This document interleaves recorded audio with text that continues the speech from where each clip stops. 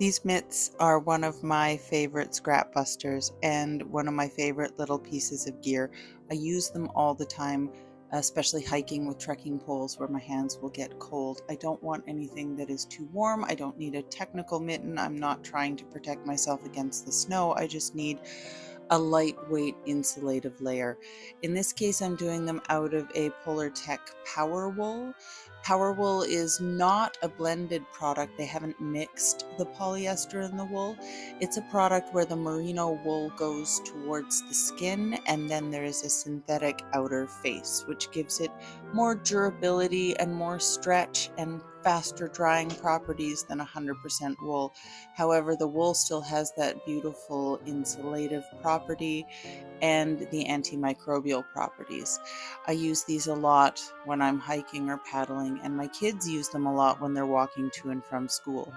These mitts, once I have the pattern drafted, they only take me about a half an hour to make, and I make them out of scraps and offcuts from other projects. So they really are a super handy little thing to do.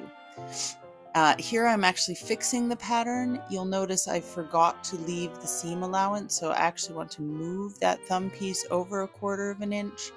You'll see me do it on the other side too. I trace the rest of the pattern, I move it over, and there's the thumb piece.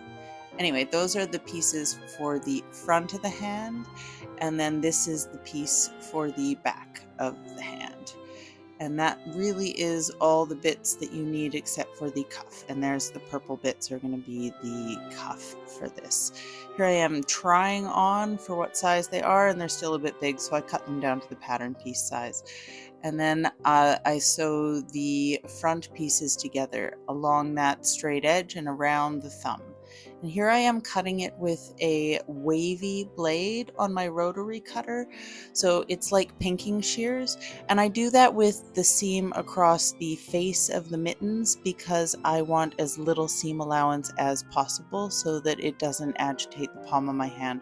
I really don't notice the seam at all, but it does help that I cut it down with that pinking blade. And then I put the cuff together and pop the cuff on, and ta-da, that's it. They're really fast and easy.